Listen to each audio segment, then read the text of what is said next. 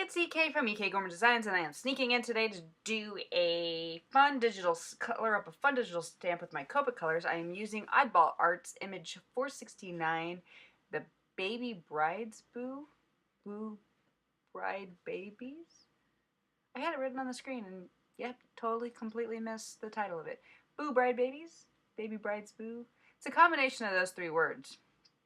I am playing with my Copics today, and one of the things I really wanted to focus on was 4 very distinctive skin tones, but not necessarily realistic skin tones. The only one of the 4 brides that had, in my mind, even a remotely realistic skin tone is this bride right here, the one who assassinates her own spouse. All the rest are ghouls of a sort. The first one is kind of your zombie bride. So she needed to have a very decayed, earthy tone to her. So I pulled out a combination of markers that I like using this E71 and E70. I really thought it gave her that kind of dingy grayed, but not being gray. Like, I didn't want her gray. I wanted definitely some color still in her, but I wanted that decayed feel to her. And I think I got it, where there's still a little bit of flesh tone to her, but for the most part, it's not natural. For some reason in my mind, I had her down as a banshee, and then the longer I played with the color, the more I realized that she was a vampire. Yeah, not a banshee, she's a vampire. But when I thought she was a banshee, I wanted her to have a slightly green undertone. So I pulled out the G20 and created a slightly green undertone. If I play with her again, play with this image again, I definitely will not make her green. But in the end, I thought the green was kind of a fun color, and she's definitely a different feeling than the rest of the brides. The Bride of Frankenstein, I wanted a gray. Like, I wanted her to legitimately feel gray. But I didn't want her to feel black and white. So I used a little bit of purple to help shadow her.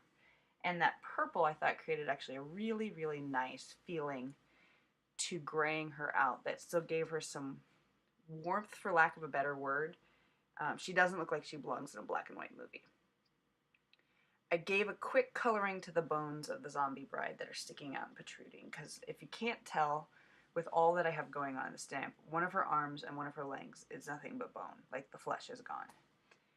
The other thing I wanted to do is when you're coloring multiple layers of black, and I've done this before, I don't think I have a video, I think I just did it in a post, but when you're coloring multiple layers of black, you gotta be careful how you use your warm and your cool blacks, because they end up looking like 2 completely different colors if you're not careful. And to display and show this, I colored the Bride of Frankenstein's hair with warm grays. Right now, they look like this lovely black tone. However, in a moment, I'm going to go color the vampire's hair with cool grays.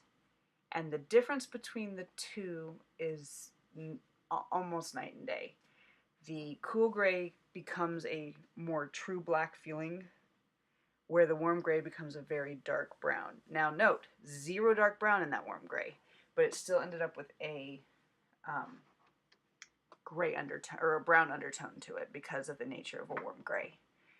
And the ironic thing is, for both the warms and the cools, I use the 5, the 7, and the 9. So it's not like I was using different saturations. It's just that the warm and the cool gray really are that different of tones of gray. I thought it might be fun putting them next to each other and showing everybody how that works. See? Isn't that fun? Additionally, I am not known for coloring hair well, but for once I feel like I kind of nailed the vampiress's hair. I wish I kind of left more of the white in, but for once I feel like she's got some nice highlights and lowlights in her hair. Again, with the zombie bride, I wanted her to have an almost human look, but still have that decayed, dirty feel to her, with yet still somehow making the bride pretty. You can have decayed and dirty still be pretty. That's what I was going for. And to do that, I pulled out the E70s just because there's a saturation to the E70s that have a very distinctive grunge feel to it. I if I'm coloring steampunk and I need a brown color, like that, the E70 is the first one I reach for because of that grunge factor within them. And where I felt I colored the vampiress's hair well, I feel like I did not color the zombie bride's hair well.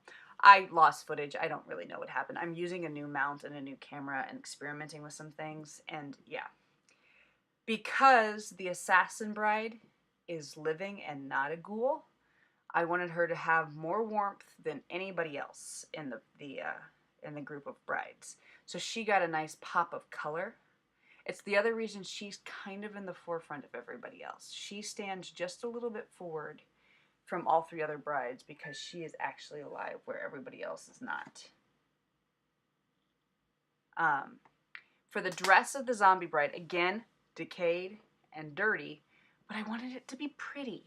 So I pulled out some pale, pale, pale pinks, and they're the RV 91 or 90 and 93.